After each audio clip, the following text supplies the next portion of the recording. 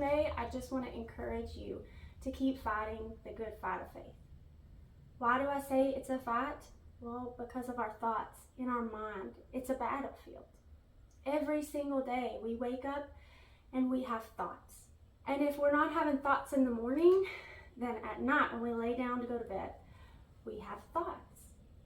I just recently learned that our thoughts account to about 60,000 a day. And if you're anything like me, I'm pretty sure our mind races 60,000 thoughts a day. So the question is, what are you thinking about? What are you thinking about? I heard a sermon a long time ago by Joyce Myers.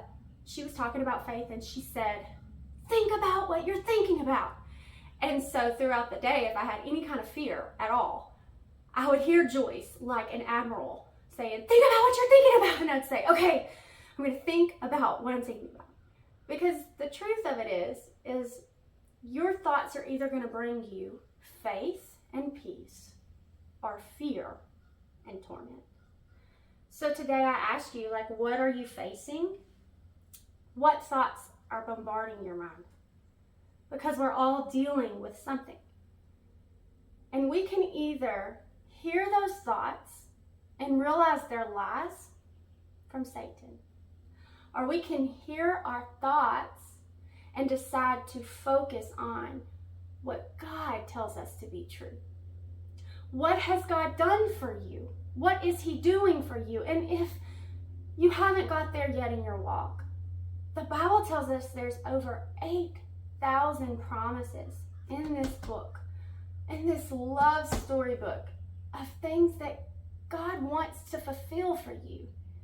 But so often we're so bombarded with all the questions of our circumstances that we forget to even go here. We just say what and when and how. But I want to remind you today that this book has a promise for the exact situation you're going through, and you can fix your focus on that. Whenever we're dealing with a circumstance, in order to gain faith, we must first fix our focus on Jesus. We have to fix our focus on Jesus. Isaiah 26:3 says this: you will keep him in perfect peace whose mind is stayed on you. Y'all, that sounds pretty good to me. If I can focus on Jesus, I can stay in peace.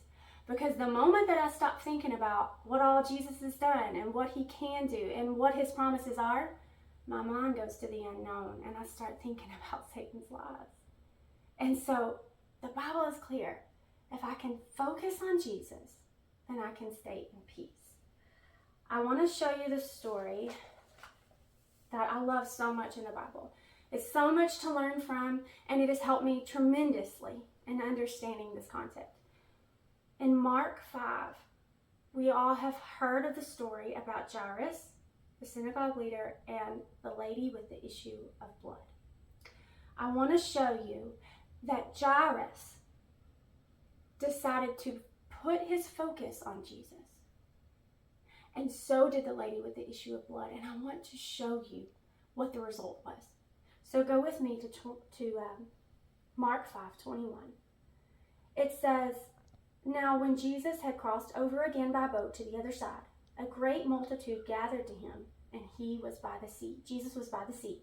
And behold, one of the rulers of the synagogue, Jairus by name, came to Jesus. And when he saw him, he fell at his feet, and he begged him earnestly, saying, my little daughter, she lies at the point of death. Come lay your hands on her, that she may be healed, and she will live. So Jesus went with him. Guys, the psalmist tells us that if we seek the Lord, He will hear your cry and deliver you from all of your fears. Jairus decides to set his focus on Jesus, and he goes and he says, come heal my daughter. And now look at this. Once he goes, we all know that he runs into a lady with an issue of blood. Jesus does. And look at what she says. This is important too. It says in verse 25, Now, a certain woman had a flow of blood for 12 years and had suffered many things from many physicians. She had spent all that she had and was no better, but grew worse. When she heard about Jesus, she came behind him and in the crowd and touched his garment. For she said, if I may touch his clothes, I should be made well. What is my point here? They both were focusing on Jesus. They knew who the healer was, and the focus was to be healed. And they knew where the source of the healing was going to come from. So they put their faith there. And they both had specific requests. I'll touch his garment, I'll be healed. If he'll lay his hand on my daughter, she will be healed. Healing was the focus. The next thing that I notice in this story is that there was crowds. It says a multitude, so there was a crowd. I don't know about you guys, but my thoughts will crowd my mind so often. And if they're not faithful thoughts, if they're fearful thoughts, I get so tormented. I can't eat, I can't sleep. It's misery. What's crowding your mind today? Because I want to show you, look at this. While Jesus is talking to the lady with the issue of blood, Jairus is waiting. He's waiting for Jesus to come heal his daughter.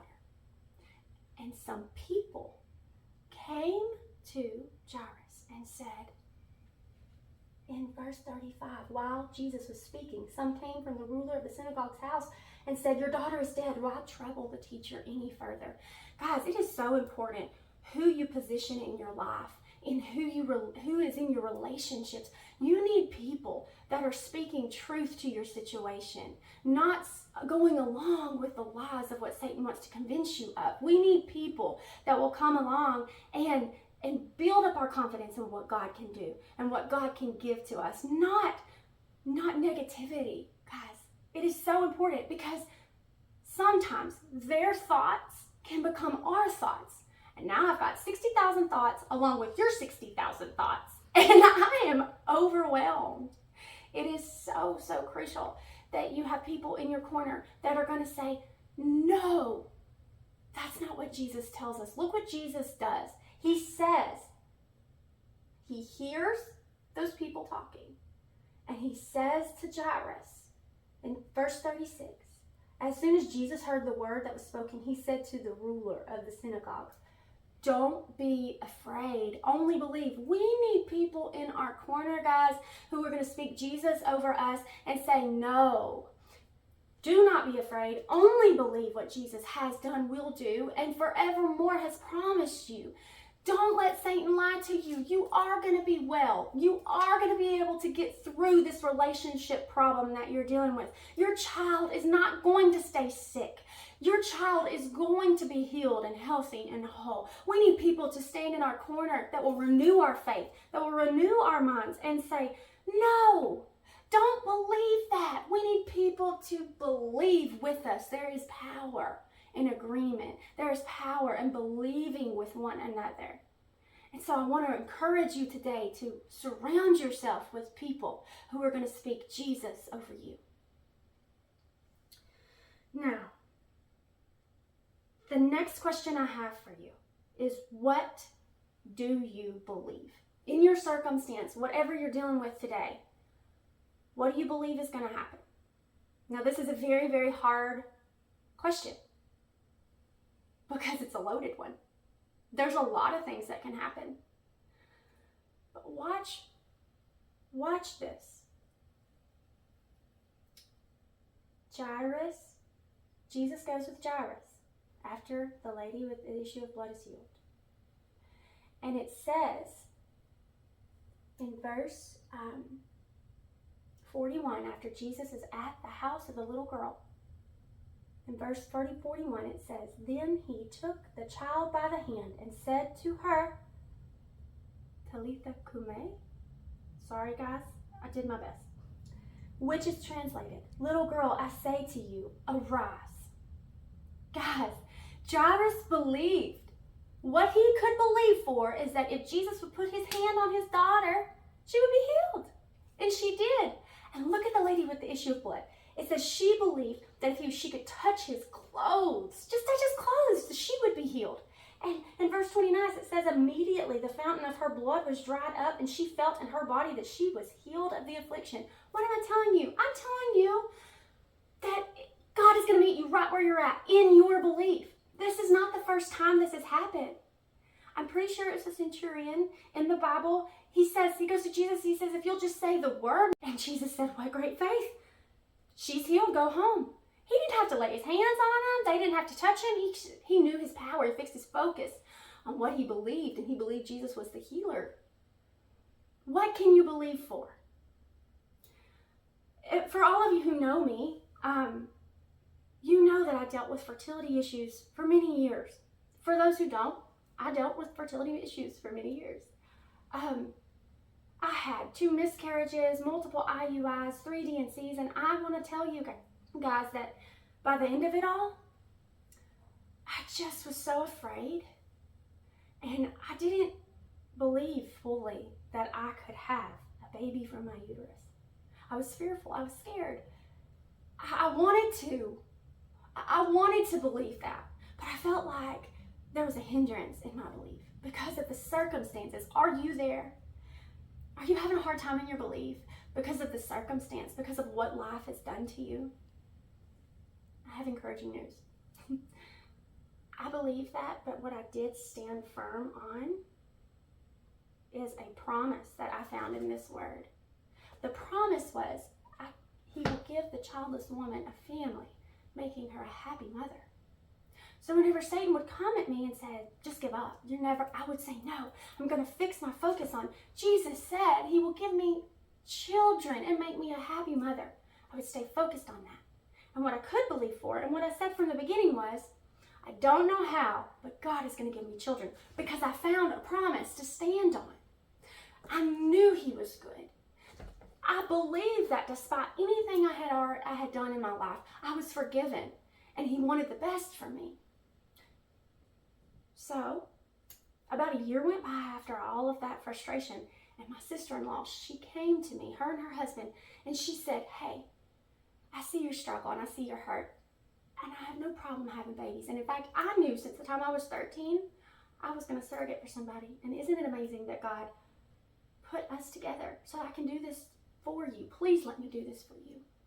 Because I didn't know how God was going to do it, but I could believe that he would take Ma and Corey and connect the dots so that we could have a child of our own. I could believe that she could do it for me. I couldn't believe that I could do it anymore, but I could believe she could do it for me. And so what I'm telling you today is God's going to meet you in your belief. I believed that, and I have a daughter. She's 5 years old, and she's a miracle baby. And when I look at her, I think you are so faithful. God, you're so faithful. And the thing about this is you got to start out small. If you've never experienced faith, faith is what we hope for and not what we see. And great faith is based upon, in my opinion, times where I trusted God and he came through for me. And so I think we get it wrong in the fact that if all you can believe for is a small thing, believe for that small thing so God can show you his faithfulness, so that whenever something else comes along, you know he's going to do it. I started out believing this lab test is going to be really good. I'm praying, God, that you give me healthy eggs. That's what I believed for. And then when he did, I said, oh my gosh, wow, you hear me. God promises if you seek him, you'll find him. And the psalmist says, seek him, he will deliver you from all of your fears, and he hears you. Guys, you need to know he hears you. So today, I say this. What are you thinking about? Please fix your focus on what Jesus can do. What can you believe for? Because Jesus, he's going to meet you right in your own belief.